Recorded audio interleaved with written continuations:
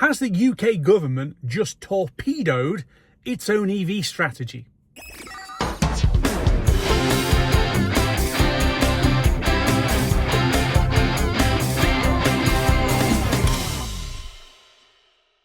Hello again, YouTube, and welcome back to Just Get a Tesla. And in an absolutely chaotic UK budget, we've seen a number of different announcements, some good, some bad, some utterly ridiculous. But the biggie, the absolute biggie, is a new tax on EVs, which, according to their own statistics people, this is the UK government, it is going to reduce the number of electric vehicles on the road by 440,000 cars.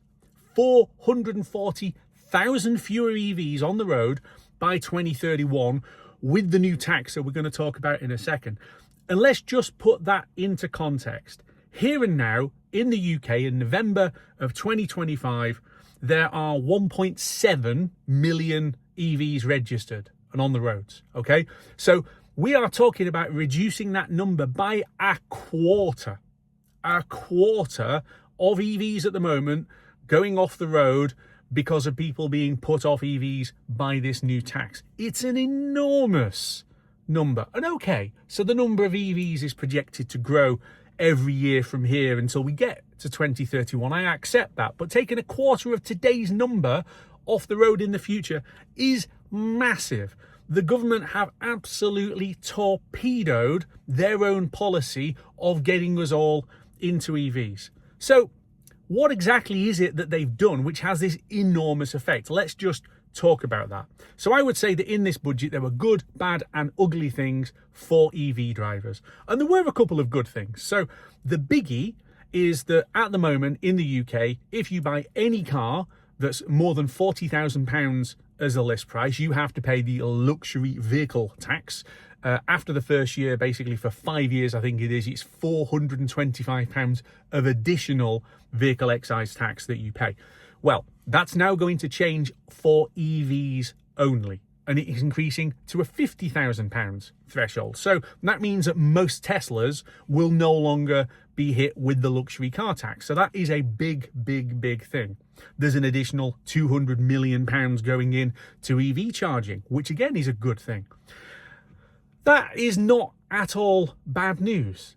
The bad news is that they are going to impose this thing called an electric vehicle excise duty. So the way that car pricing works in the UK, if you're watching this from outside, is that we have what everyone lovingly describes as a tax disc, but it's not even physically a disc anymore. It's just paid online. And officially it's called vehicle excise duty. It's paid up front for the year to come by the owner of the car. Okay.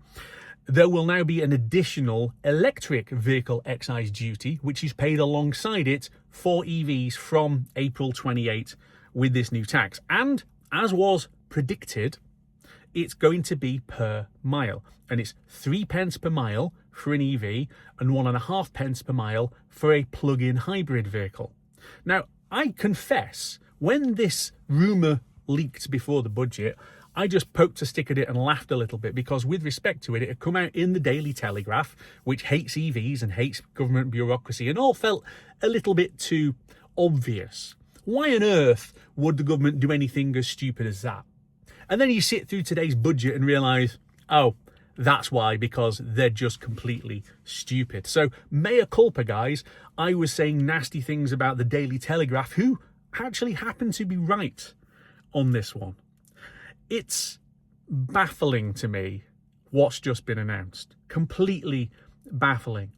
Because according to its own statistics, so the Office of Budget Responsibility, in the report, which was of course leaked immediately before the budget, what on earth were they doing there? But according to the OBR's own assessment of this tax, it will remove 440,000 EVs off the road by 2031. Okay, this is crazy. This is utterly crazy. They accept what this is going to do, which is that psychologically people are going to say, well, I'm not paying that tax. Why should I pay an extra tax to drive an EV? I'll carry on driving my petrol car. And from a maths perspective, anybody who's saying that is wrong. What they're saying doesn't actually stack up.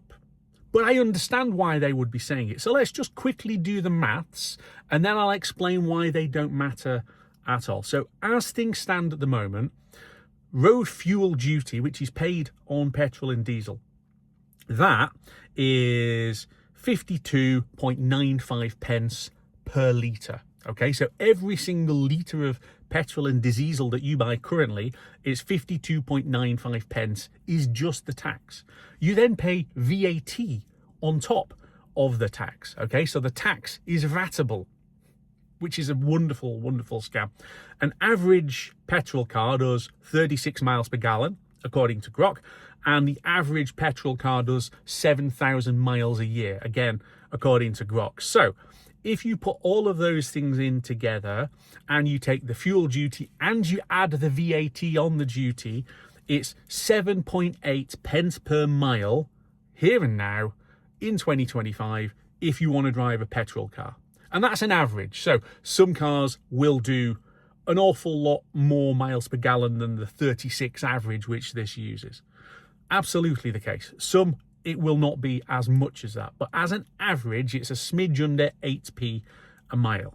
So 3p a mile for an EV is obviously a significantly lower number. You would pay less per mile to drive an EV under this new stupid tax than you would if you drove a petrol car. And that's with today's fuel duty.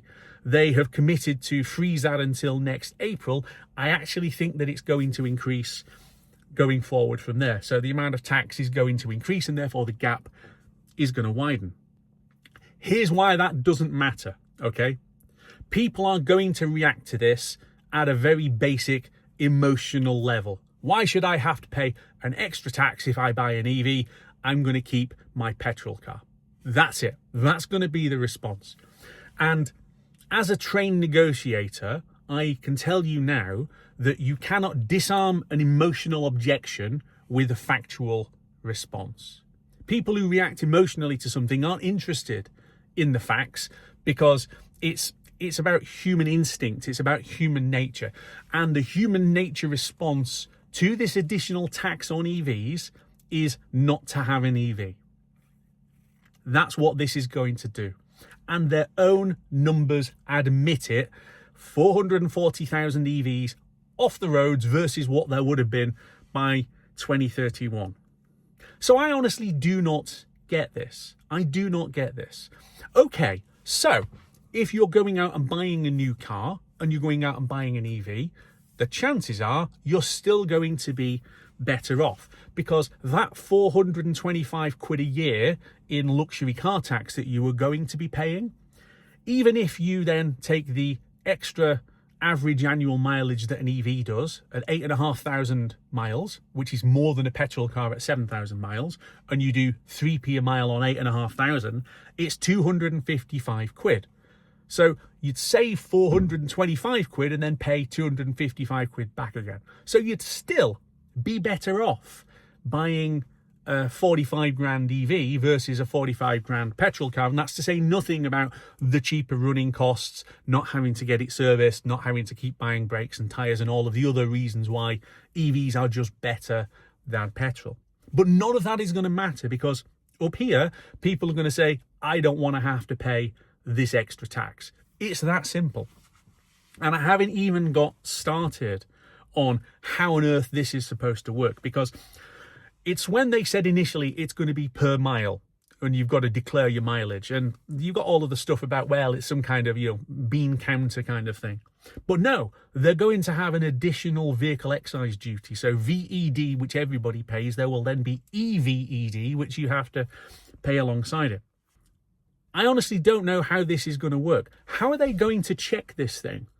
People have suggested, well, it'll be when the car gets MOT'd. Well, what if you're not keeping the car until a point where it needs an MOT? Or are they going to say you have to have an annual MOT check for an EV from the very beginning, just so that we can check and police the mileage? What if you drive abroad. I drove my previous car abroad. I'm going to be driving this car abroad. How exactly am I supposed to prove to them that, oh, no. I might have done 8,000 miles, but I did 1,500 of those in Spain. How am I supposed to prove that so that I'm not being overcharged? Again, up here, all of this just becomes, no, I won't bother. I'll just have petrol. And it could be worse, because if you have got petrol and electric, so a plug-in hybrid, you're paying 1.5p a mile without really getting the benefits of having an EV. So again, that one just doesn't really make any sense. And the final point on this, because this is a short reaction video, none of this changes the reality of the situation, which is we are moving to a post-petrol world where EVs are everything. That is already happening. And I know there's been some suggestions about, oh, this is the nanny state, UK government, etc. I could vote for this other party and they'll get rid of all of that. As I said on my previous video talking about this, because this is happening everywhere, you can vote for whoever you like in the UK and they could abolish the move to EVs tomorrow, and Ford are still not going to make and sell a petrol Fiesta just for the UK. We'll end up taking cars from developing markets where petrol is still a thing. That is what we would be fed, right? Maybe they'll import some American cars, assuming that the American manufacturers haven't all gone bust, which is where they're currently heading.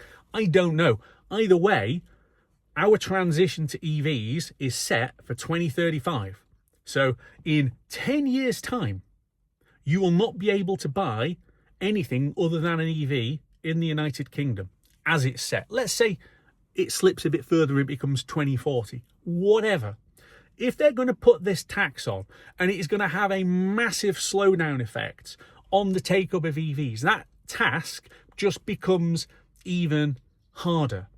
The psychological barrier to having an EV, which we've all been fighting for the last few years, about it's not difficult to go on long trips, it's not more expensive to own, no, the battery isn't going to wear out on 8 years, and no, it's not going to burn you to death. We've been fighting all of this fear, uncertainty and doubt, and now we've got the government sticking in the biggest one of all, which is we're going to tax you. They are truly off their heads, completely mad from a policy perspective, completely mad. That's what I think. What do you think? Let me know in the comments. It's not a long video. It's a quick reaction video to what's been announced today. I think they're crackers. What do you think? Let's have a debate about it. And I will see you back here very soon on Just Get a Tesla.